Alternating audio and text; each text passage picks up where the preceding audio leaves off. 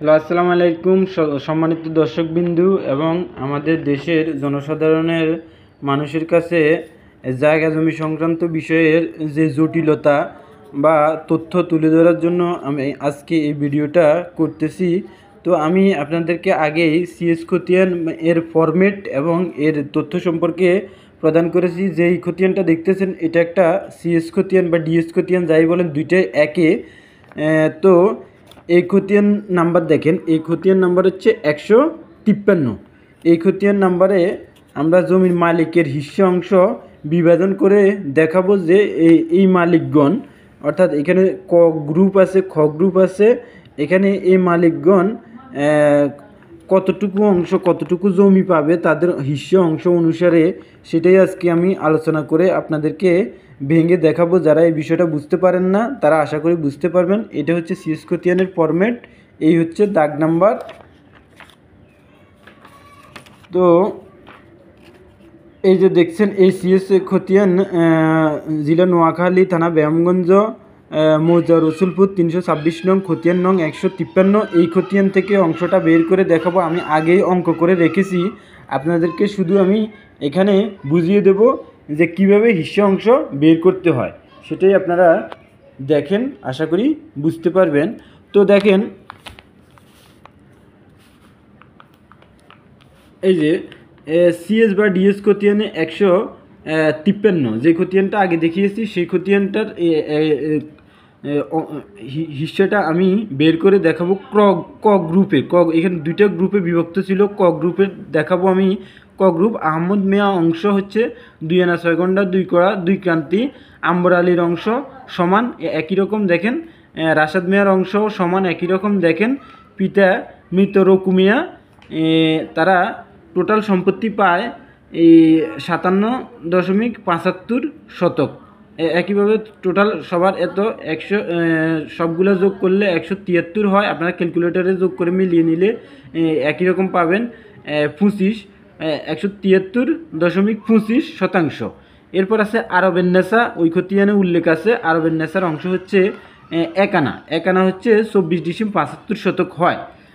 Total জমির পরিমাণ ছিল, টোটাল জমির পরিমাণ 300, এই দেখেন 396 শতাংশ।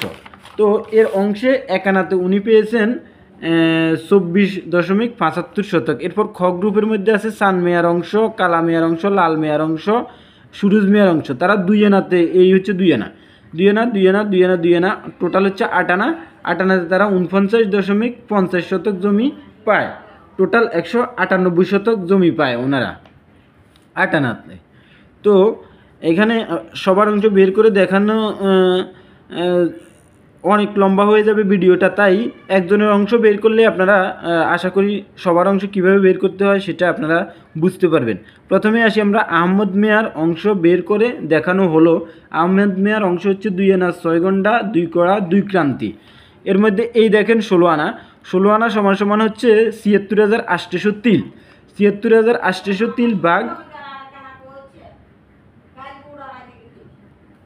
16 আনা ভাগ 16 আনা।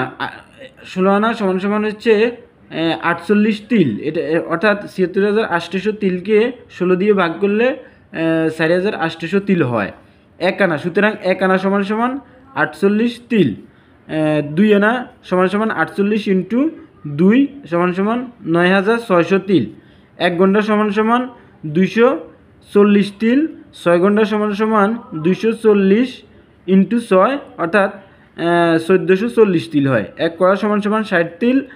2 কড়া সমান সমান 60 ইন্টু 2 সমান সমান 120 তিল। 1 ক্রান্তি সমান সমান 20 তিল। 2 ক্রান্তি সমান সমান 20 ইন্টু 2 40 তিল। টোটাল তিলের সংখ্যা হচ্ছে উপরে এখান থেকে পেলাম আমরা 9,600 তিল, প্লাস এখান থেকে পেয়েছি 1400, এই যে এই 1440, আর হচ্ছে এখানে পেয়েছি 120, তারপর হচ্ছে 40 তিল। এই সবগুলো তিলের যোগ করলে হচ্ছে 11,200 তিল। তো 76,800 তিল সমান সমান ওই খতিয়ানে যে লেখা ছিল টোটাল জমির পরিমাণ 396 শতক। 396 শতক 1 দিয়ে ভাগ করলে 396 শতক, এটাকে ভাগ করার পরে ওনার তিলের সংখ্যা হচ্ছে এত। তো সেহেতু তিলের সংখ্যা এখানে আছে 11,200 তিল সমান সমান এইভাবে পূরণ করতে হয় 76,800 তিল নিচে, আর জমির পরিমাণ 396% ইন্টু 11,200 এটা দিয়ে গুণ করে তারপর ভাগ করলে 57.75 শতক। এভাবে আপনারা একজনের হিস্সা বের করতে পারবেন। এই হিস্সাটা যদি আপনারা বুঝতে পারেন এবং এই হিস্সাটা যদি আপনারা বুঝতে পারেন তাহলে সকলের অংশ আপনারা সমানভাবে বের করে পড়তে পারবেন। এই সূত্র অনুসারে এই সূত্র প্রয়োগ করে আপনারা ব্রিটিশ আমলের যে হিস্সা ওই হিস্সা বের করতে পারেন। তো সকলকে ধন্যবাদ জানাই। আজকের জন্য ভিডিওটা এখানে সমাপ্ত করছি। আমি সার্ভেয়ার আশিফুল হাসান।